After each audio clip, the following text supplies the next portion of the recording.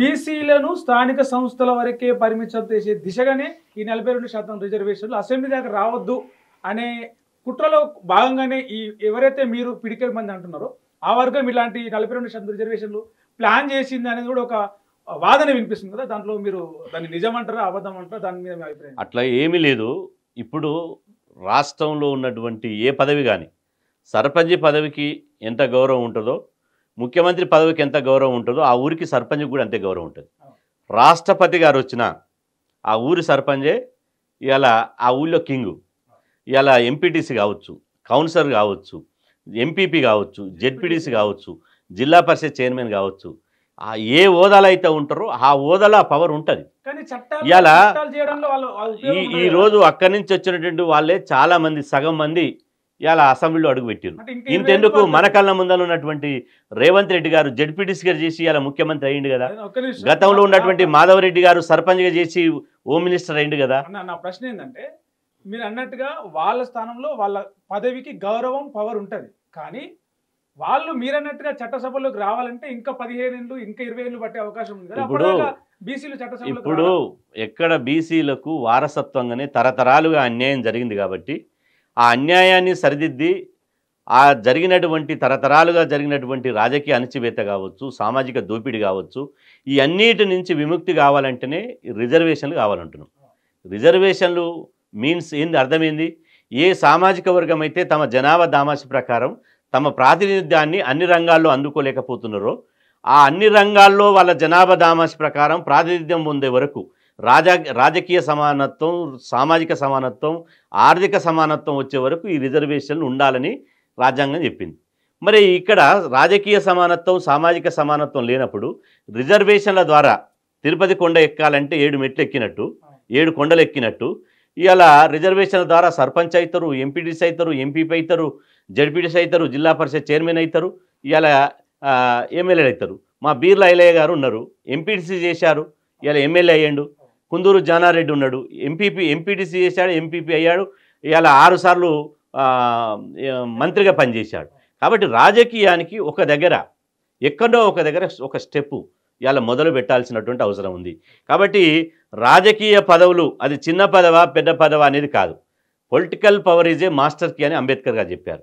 ఆ పొలిటికల్ పవర్లో రావడం కోసం బీసీలం శత విధాలుగా మాకెన్ని దారులు ఉంటాయో అన్ని దారుల్లో రావడానికి మేము ప్రయత్నం చేస్తాం.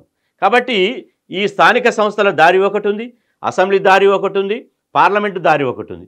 ఈ అన్నిటి వచ్చి క్రమంగా ఇలా వడ్డించే వాళ్ళు ఎవరైతే ఉన్నారో ఆ వడ్డించే కాడ కూర్చోవడానికి మేము ప్రయత్నం చేస్తాం. అది మా యొక్క లక్ష్యం. వడ్డించే కాడ కూర్చోవడానికి ప్రయత్నం చేస్తారా, వడ్డించడానికి ప్రయత్నం చేస్తారా? వడ్డించే కాడ కూర్చున్నోడే వడ్డిస్తాడు. వడ్డించే కాడ ఎవరైతే ఉన్నారో ఆ వడ్డించే కాడ కూర్చున్నోళ్ళే వడ్డిస్తారు. కాబట్టి మేము పాలితులం కాదురా బిడ్డ, మేము పాలకులు కావాలని చెప్పి మా నినాదం. ఇప్పుడు మేము పాలకులు కావాలి. ఎన్ని రోజులు పాలితులుగా ఉంటారు? నా తాత పాలితులుగా చేస్తారు, నా తండ్రిని పాలితులుగా చేస్తారు, నన్ను పాలితులుగా చేస్తారు, రేపు నా కొడుకుని పాలితులుగా చేస్తారు, నా మనమని పాలితులుగా చేస్తారు. ఎన్ని రోజులు ఇట్లా? ఎన్ని రోజులు? తరతరాలుగా రిజర్వేషన్ అనేది బీసీలకు ఉందని అనుకుంటున్నాను అందరు చాలామంది. రిజర్వేషన్ అనేది ముఖ్యమంత్రి సీటుకు ఉంది. ఇప్పుడు అగ్రకులాలకే రిజర్వేషన్ అయిపోయింది. అది ముఖ్యమంత్రి పీఠం అగ్రకులాలకే అయిపోయింది. కాబట్టి ఇదంతా చాలా చర్చిస్తే చాలా పెద్ద సబ్జెక్టు. కానీ ఇక్కడ స్థానిక సంస్థలో 42% రిజర్వేషన్లు అమలు చేసేటువంటి బాధ్యత కేంద్ర ప్రభుత్వం మీద ఉంది. కేంద్ర ప్రభుత్వం ఎందుకు చేయదు? చేసిన తప్పేంది? ఇవాళ మీరు చూడండి బీసీలకు ఎంత అన్యాయం అంటే, మా సోదర ఎస్సీలకు, మా సోదర ఎస్టీలకు జనాభా దామాష ప్రకారం రిజర్వేషన్ అమలైతాయి. అదేవిధంగా మా సోదర అగ్రవర్ణాలకు కూడా వాళ్ళ జనాభా 9% ఉంటే 10% రిజర్వేషన్ అమలవుతాయి. కానీ ఈ దేశంలో 60% ఉన్న బీసీలకు అత్యవసర రిజర్వేషన్లు, జనాభా దామాష ప్రకారం రిజర్వేషన్లు అమలు కానటువంటి సామాజిక కులాలు ఏమైనా ఉన్నాయంటే బీసీ కులాలే. మరి మేము బీసీ కులాలం ఏం పాపం చేసినాం? ఈ దేశంలో పుట్టడమే పాపమైందా? ఈ దేశంలో మేము పన్నులు కడతలేమా? ఈ దేశం బార్డర్లో మేము సైనికులుగా పోయి కొట్లాడతలేమా? ఈ దేశానికి పట్టెడు అన్నం పెట్టలేదా? నీడ ఇలా తినే కంచం చేసింది మేమే, పడుకునే మంచం చేసింది మేమే, ఉండే ఇల్లు కట్టింది మేమే, కట్టే బట్టలు కూడా నేసింది మేమే, అదేవిధంగా కట్టే బట్టలు కుట్టింది మేమే, అదేవిధంగా తినే తిండి పెట్టింది, పంట వండించింది మేమే. ఈ సమాజానికి మనిషికి బతకడానికి కావలసిన అన్ని వసతులు బీసీ సమాజమే కల్పించింది. మరి బీసీలకు దక్కిన గౌరవం ఏది? బీసీలకు ఇచ్చినటువంటి జీవిత యొక్క భరోసా ఏది? బీసీలు ఒక రాజ్యాన్ని కానీ, ఒక దేశాన్ని కానీ, ఒక రాష్ట్రాన్ని కానీ పరిపాలించేంత పరిపక్వత లేదు. అందుకే బీసీలు వారి మధ్యలో ఐకమత్యం లేదు, వాళ్ళు శ్రామికులుగానే ఉన్నారు. ఇది 100% శుద్ధాబద్ధం. ఎందుకంటే బీసీలలో చక్రవర్తులు పుట్టారు. అశోక చక్రవర్తి ఎవరు? నందరాజులు ఎవరు? శ్రీకృష్ణ భగవానుడు ఎవరు? శ్రీకృష్ణుడు మా యాదవ వంశంలో పుట్టిండు కదా. ఇవాళ ఇట్లా చెప్పుకుంటూ పోతే కాకతీయ రాజులు ఎవరు? బీసీలే కదా. అదేవిధంగా మా కులంలో బీసీ కులాల్లో రాజులు చక్రవర్తులు పుట్టారు. వందల వేల సంవత్సరాల క్రితమే బీసీలు పరిపాలకులు. ఆ తర్వాత ఇవాళ శాతవాహనులు, ఈ శాలివాహనులు, ఇవాళ బీసీలు చక్రవర్తులు. కాలక్రమేణా ఇవాళ వచ్చినటువంటి సందర్భంలో మళ్ళా ఆ తర్వాత బీసీ కులాల్లో పెద్ద పెద్ద మహానీయులు పుట్టారు. పెద్ద పెద్ద మహానీయులు, ప్రతిభావంతులు, తెలివి కల వాళ్ళు, మెరిట్ ఉన్నటువంటి వాళ్ళు పుట్టారు. ఈ తర్వాత వచ్చినటువంటి ఈ జనరేషన్ లోపల ఈ శూద్ర జాతిలో ఉన్నటువంటి కొన్ని కులాలు హుషారైపోయి ఫస్ట్ సంపదను కొల్లగొట్టారు, భూములు కాజేశారు, ఉద్యోగాలు కాజేశారు, అదేవిధంగా వ్యాపారాలు కాజేశారు. భూమి మీద ఉన్నటువంటి ల్యాండు, వైను, శాండు, మైను మొత్తం సహజ వనరులు తమ గుప్పెట్ల పెట్టుకున్నారు.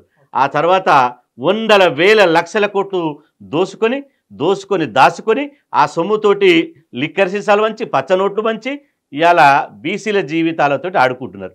వీళ్ళు గనక ఇప్పుడు ఏ రాజకీయ పార్టీ అయినా దమ్ము ధైర్యం ఉంటే మేము ఒక్క లిక్కర్ చుక్క వంచకుండా గెలవగలుగుతారా? ఓటేయించుకోగలుగుతారా? ఒక్క బహిరంగ సభ విజయవంతం చేయాలంటే ఇవాళ అన్ని పార్టీలు నేను సవాల్ చేస్తున్నా. మీరు ఒక బహిరంగ సభ విజయవంతం చేయాలంటే ఒక వెహికల్ పెట్టకుండా, ఒక లిక్కర్ చుక్క వంచకుండా, ఒక పచ్చనోటు ఇవ్వకుండా, బిర్యానీ పొట్లాలు ఇవ్వకుండా మీ పార్టీ మీటింగ్లో ఒక 1,00,000 మంది వస్తే అడగండి, ఎవడు ఒక 10,000 మంది కూడా రాడు. కేవలం డబ్బు బలంతో ఇవాళ అధికార మదంతో మీరు పరిపాలించి అక్రమంగా అవినీతితోటి వేల కోట్ల రూపాయలు సంపాదించి ఇవాళ బీసీలను చైతన్యం రాకుండా చేస్తున్నారు, బీసీలను రాజకీయ రంగంలో రాకుండా చేస్తున్నారు. మీ మీద అయ్యా మాకు 42% రిజర్వేషన్ల బిల్లు అమలు చేయాలని మేము అడుక్కోవాలనా? మాకు ఆత్మగౌరవం లేదా? ప్రపంచంలో ఏ మూల ఏ క్షణం ఏం జరుగుతుందో వేగంగా తెలుసుకోవడానికి తొలి వెలుగు వాట్సాప్ ఛానల్ని ఫాలో చేయండి.